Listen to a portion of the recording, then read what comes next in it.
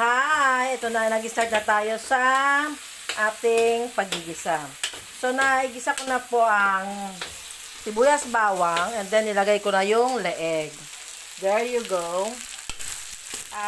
Pag-brownin lang natin siya ng konti para mas maano yung sarap.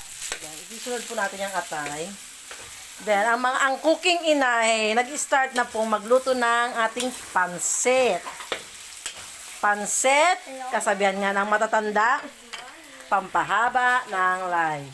Life, full of mystery, full of joy, full of happiness.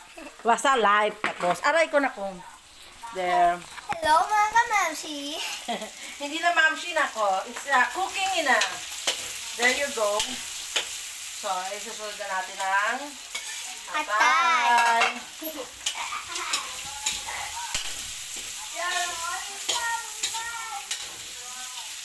Tuwang-tuwang aking bunso.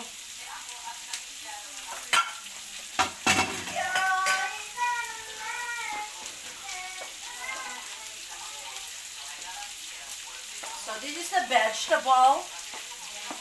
There you go. I-wash na natin ang ating mga vegetable to be next. Sayang, walang squidward, walang kikiam. Ito yung pansit na kulang sa kalinga. There you go.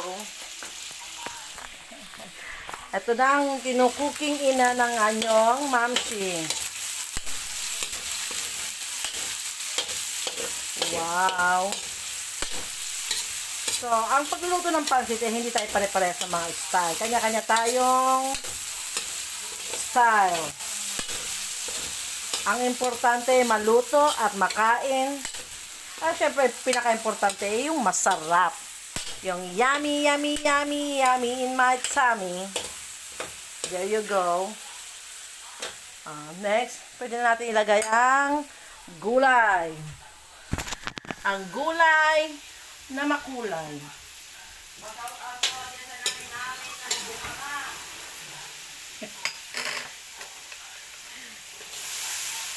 Narinig niyo yung aking mga anak? Ang aking mga anak ay nagmana sa bunganga ko. Shout out daw sa kailang cooking inang maingay. There you go.